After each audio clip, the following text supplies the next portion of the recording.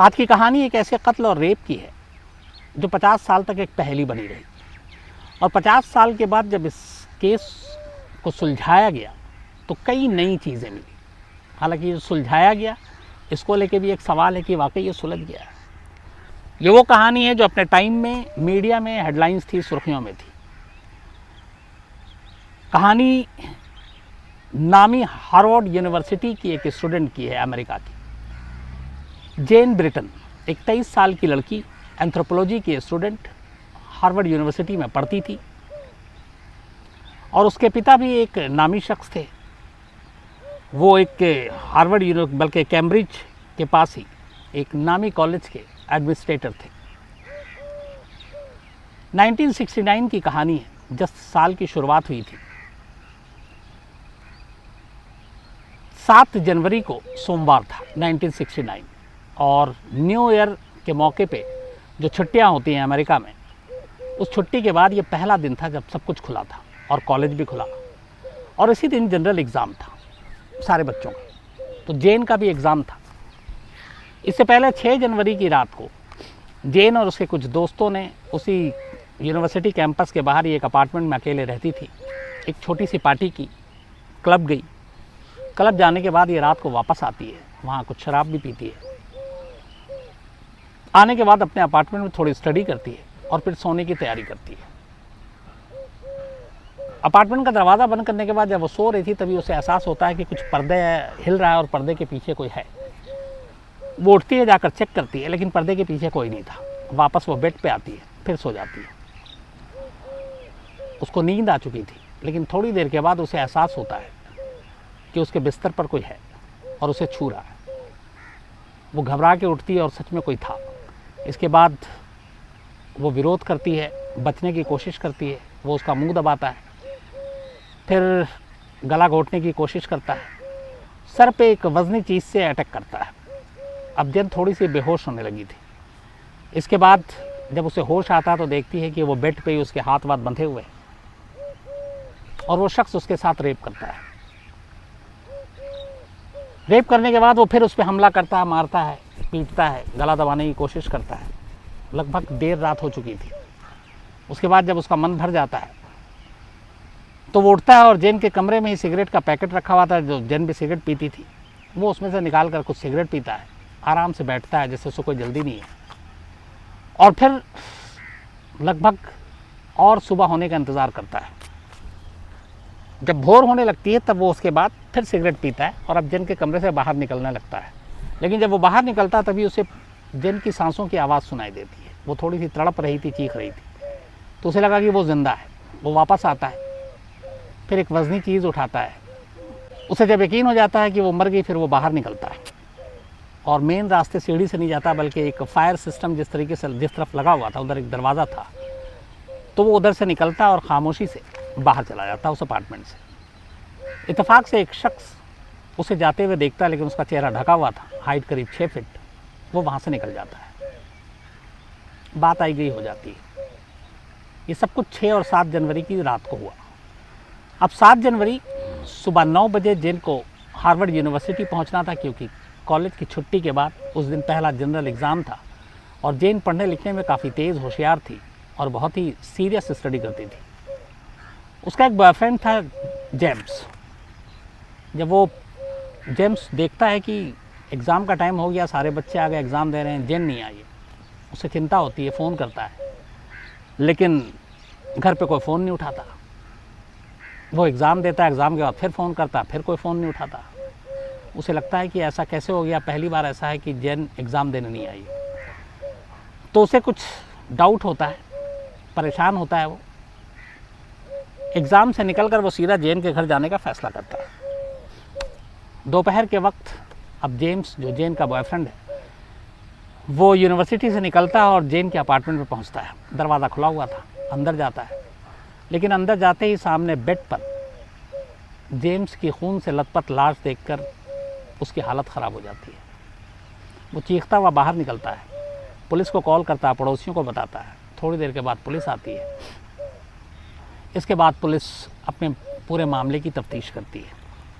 तफ्तीश करती है तो पता चलता है कि 1963 में इसी अपार्टमेंट के एक दूसरे रूम में एक और लड़की के साथ भी ऐसे ही रेप हुआ था और उसका भी मर्डर हुआ था। तो क्या वो रेपिस्ट, वो कातिल ही इस क्राइम में शामिल था और वो उस वक्त गिरफ्तार था? सारी इन्वेस्टिगेशन की जाती है लेकिन पता चलता है कि नहीं, वो उस दिन वहाँ था नहीं। इसके बाद एक और था उस वक्त की, एक सीरियल किलर था जिसने करीब 13 रेप और मर्डर किए थे। उसके साथ इस केस को जोड़कर देखा जाता है, सारी जांच की जाती है, कोई फ़ायदा नहीं होता, कोई जानकारी नहीं मिलती। धीरे धीरे मामला उलझता जाता है और उधर मीडिया में लगातार खबरें, अमेरिका की जितने भी बड़े अखबार थे वो इसे फ्रंट पेज पे छाप रहे थे, क्योंकि मामला एक तो हार्वर्ड यूनिवर्सिटी का, नामी यूनिवर्सिटी, ऊपर से उसके फादर जो है वो एक नामी कॉलेज के एडमिनिस्ट्रेटर, और ये मामला हाई प्रोफाइल हो गया था। अब इसके बाद जो पुलिस शुरुआती जांच करती है तो पुलिस का ये कहना है कि जिस तरीके से फोर्सफुल एंट्री नहीं थी, उससे ये है कि कोई जानकार है जो कातिल है। 7 जनवरी को मौत हुई थी जेन की, 10 जनवरी को उसका अंतिम संस्कार होता है। वहाँ की पुलिस उस अंतिम संस्कार की बाकायदा रिकॉर्डिंग करती है, गुपचुप तरीके से। वो इसलिए वो देखना चाहती थी कि इस अंतिम संस्कार में ऐसे कौन कौन लोग आते हैं जिनके हाव भाव अलग है, जो डरे हुए हैं, थोड़े डिफरेंट हैं, तो शायद उनमें से कोई कातिल मिल जाए। बहुत सारे लोगों को उसमें कैद किया गया कैमरे में, उनके एक एक बिहेवियर को मॉनिटर किया गया, देखा गया। 100 से ज़्यादा स्टूडेंट्स और स्टाफ से अलग अलग पुलिस ने पूछताछ की, हर एक को सस्पेक्ट मानकर। इतनी बड़ी तादाद में इन्वेस्टिगेशन जारी थी, जांच हो रही है, कोई फ़ायदा नहीं।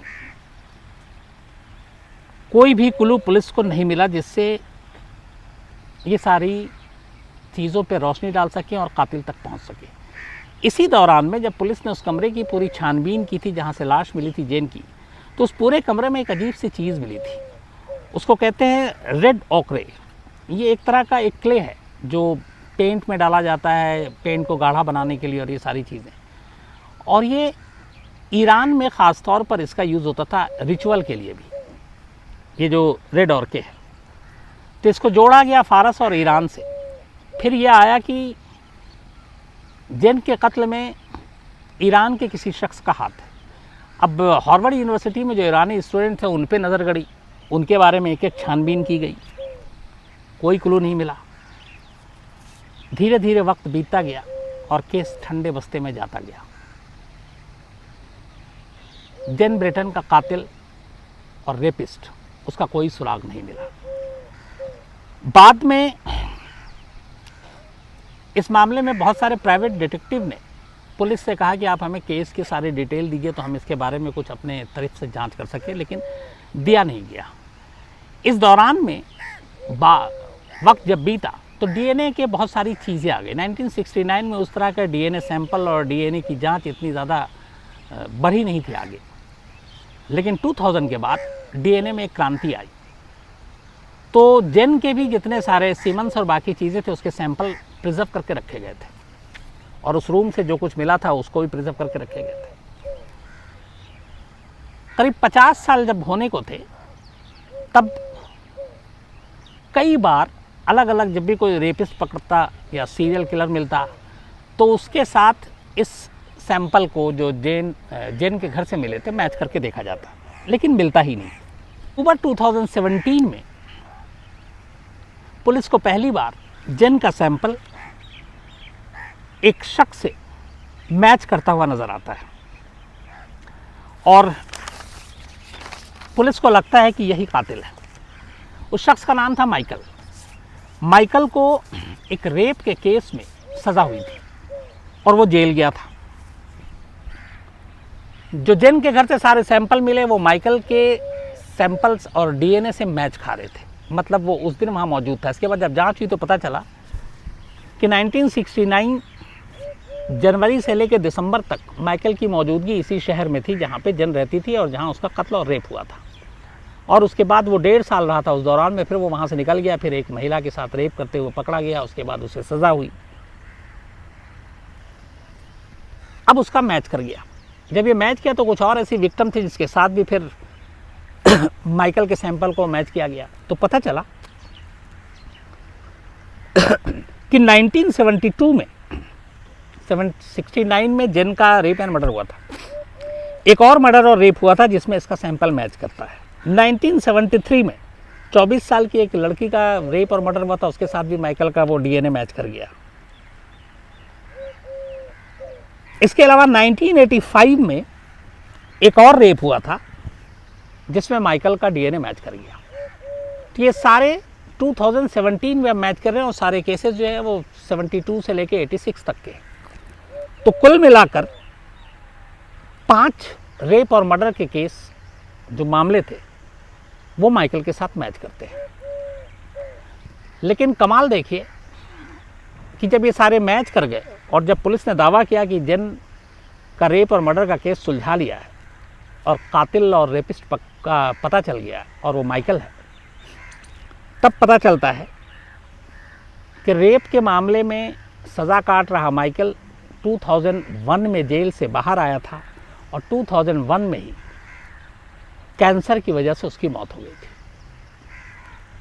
तो करीब 50 साल के बाद जेन के रेप और मर्डर का केस सुलझा लेने का दावा किया जाता और ये ओल्डेस्ट केस जिसको एक डीएनए के ज़रिए सुलझाया गया, लेकिन ये एक तरह से अधूरा सुलझाया हुआ केस था, क्योंकि जिस कातिल 50 साल तक जिस कातिल का चेहरा छुपा हुआ था, जिसका नाम सामने नहीं था, वो कातिल मिला भी तो वो तब मिला जब वो खुद मर चुका था। और उसकी मौत के बाद 5 और रेप और मर्डर के केस का खुलासा हुआ डीएनए सैंपल के ज़रिए। तो ये 50 साल पुराना एक केस था जिसको डीएनए ने सॉल्व किया। अमेरिका के इतिहास में ये सबसे पुराना केस था जिसको डीएनए की वजह से सुलझाया जा सका। तो ये थी कहानी जेन की, जो हार्वर्ड यूनिवर्सिटी में थी और जिसका रेप और कत्ल हुआ था और 50 साल के बाद वो सच सामने आया। तो आज कहानी में इतना ही, लेकिन एक बार फिर कहूँगा, अपना बहुत ख्याल रखिएगा, अपनों का ख्याल रखिएगा, क्योंकि अभी सरकार और सिस्टम पे भरोसा करने का कोई फ़ायदा नहीं है। खुद पे ही आपको भरोसा करना होगा, एक दूसरे की मदद करनी होगी, तभी आप इस मुश्किल वक्त से बाहर निकलेंगे। तो उसके लिए ज़रूरी है कि अपना ख्याल रखें, ज़रूरत ना हो घर से बाहर ना निकले, लोगों से कम मिले जुले, सैनिटाइज़ करें, मास्क पहने, दूरी बना कर रखें, और हाँ, जिस किसी की मदद हो सकती है ज़रूर करें, क्योंकि क्या पता आपकी थोड़ी सी मदद से किसी की जान बच सकती है। हालांकि मुश्किल वक्त है, मुझे मालूम है ये बात कि इस वक्त एक अदद किसी को बेड दिलवाना, एक ऑक्सीजन का इंतज़ाम करवाना, एक रेमडेसिविर इंजेक्शन का इंतज़ाम कराना, ये कितना मुश्किल काम है। और यहाँ तक तो ठीक है, इसके बाद एक नई चुनौती है कि एक अदद शमशान में अर्थी, कब्रिस्तान में कब्र, इसके लिए भी इंतज़ाम कराना कितना मुश्किल काम है। लेकिन ये है कि कोशिश करते रहने चाहिए, जिसकी भी मदद हो सके ज़रूर करनी चाहिए। आज इतना ही।